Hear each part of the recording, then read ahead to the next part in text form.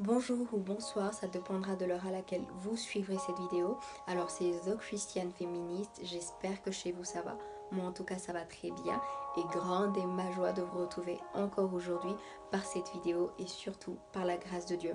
Alors sans plus tarder, je voudrais vous reposer, si pas te reposer, cette question qui fait le titre de cette vidéo aujourd'hui. Alors sous quel joug vis-tu? Je voudrais encore te le redemander parce que je crois que c'est une question vitale, si pas salvatrice. Sous quel joug vis-tu? Qu'est-ce qui t'empêche de te sentir libre? Qu'est-ce qui te comprime? Qu'est-ce qui te submerge? Es-tu écrasé par le pesant fardeau de la culpabilité, du remords, de l'angoisse? Qu'est-ce qui te retient captif? Vous savez, il y a ces choses qu'on ne sait partager avec tout le monde. Et je ne vous apprends rien, j'en suis sûre. Il y a ces choses qu'on ne parvient simplement pas à sortir, même quand on est bien entouré. Certaines douleurs inavouées qui restent bien enfouies à l'intérieur de nous-mêmes et qui, parfois, nous tuent à petit feu. Il y a des choses comme ça qui nous arrivent, des idées sombres qu'on ne parvient pas à expliquer. Peut-être que tu passes par un moment de doute, peut-être que tu es en train de traverser un divorce, peut-être que tu promènes des inquiétudes que tu sais intérieurement qu'aucun homme ne peut gérer. Mais je voudrais te dire qu'il y a quelqu'un, il y a un homme puissant, fort, fidèle, juste, qui est capable de prendre part à ta situation. Il dit, venez à moi vous tous qui êtes fatigués, chargés, et je vous donnerai du repos. Prenez sur vous mon joug, car il est doux et léger. Je paraphrase. Il y a un homme comme ça, peu importe le joug que tu portes, il est prêt à le porter pour toi. Il est prêt à te donner son joug à lui qui est doux. Il dit, mon fardeau est léger. Je suis convaincue que cette vidéo est pour toi. Elle est pour toi et pour ton âme. Et cet homme dont je te parle, c'est Jésus-Christ.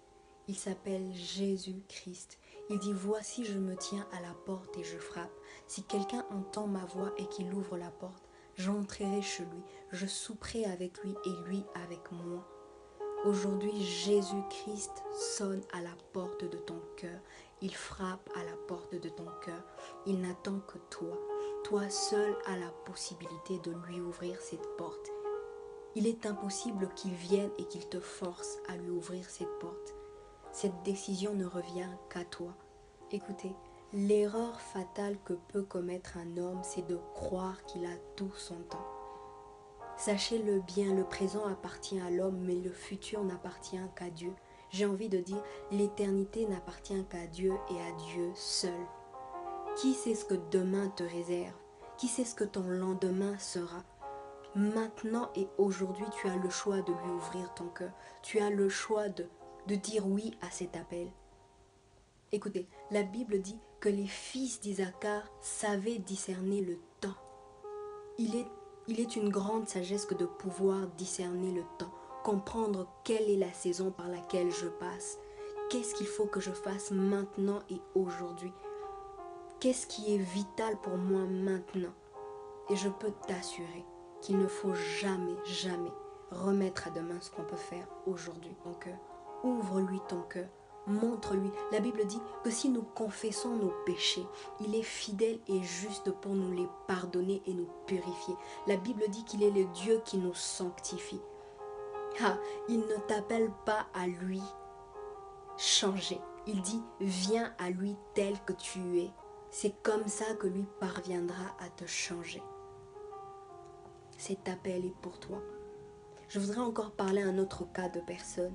Il y a de ces gens qu'on appelle les ex-ouins, comme on a communément la fâcheuse habitude de le dire. Dieu ne regarde pas à tout ça. Dieu ne regarde pas. Il dit que c'est par la grâce que nous avons été sauvés et non par nos bonnes œuvres. Dieu a la capacité de redorer ton image. Il a la capacité non seulement de te pardonner, mais de te donner la vie et la vie en abondance. Le livre de Tite dit clairement que nous avons été sauvés non à cause des œuvres de justice que nous aurions faites, mais selon sa miséricorde. Selon sa miséricorde. par le baptême de la régénération et le renouvellement du Saint-Esprit. Psaume rajoute, « Il restaure mon âme et me conduit dans le sentier de la justice à cause de son nom. » Je voudrais te rassurer que le dire de Jean n'y changera rien. Dieu, Jésus-Christ, se prépare à restaurer ton âme, restaurer ta vie, restaurer ton histoire, seulement à cause de son nom, à cause de son sang versé à la croix pour toi. Alors je voudrais te rassurer qu'en allant au pied de la croix, Dieu se chargera de te faire du bien. Il se chargera de te redonner la vie. Vous allez me dire, c'est un peu contradictoire. Comment Jésus-Christ parle de repos, de restauration, tout en parlant de joug. Écoutez, le joug que Dieu, Jésus-Christ, nous propose, c'est seulement faire la volonté du Père. Et cette volonté est d'apporter la bonne nouvelle aux captifs. Alors, si tu sens que ce message est pour toi et que tu n'as jamais reçu Jésus-Christ comme Seigneur et Sauveur de ta vie et que tu es convaincu de le faire maintenant, alors je voudrais que tu répètes après moi cette prière. Seigneur Jésus, je reconnais que pendant longtemps j'ai été seul à conduire ma vie. Je reconnais être un pécheur, mais je te prie, Seigneur, de me pardonner par ton sang, par Jésus-Christ, et de me laver. Sanctifie-moi, Seigneur, et aujourd'hui, volontairement, je t'accepte comme Seigneur, Sauveur et Dieu de ma vie. Prends place dans mon cœur, prends place et règne désormais. Sois celui pour qui je vis. Je confesse que je suis maintenant enfant de Dieu. Amen. Amen. Si par contre tu es dans le cas où tu avais déjà reçu Jésus-Christ, mais que d'une certaine manière tu t'es éloigné, affaibli, découragé, et qu'aujourd'hui tu voudrais renouveler ton alliance, alors je te prierai aussi de répéter cette toute petite prière après moi. Seigneur Jésus, comme l'enfant prodigue, je reviens à mon Père. Je te prie, Seigneur, de renouveler mon alliance avec toi.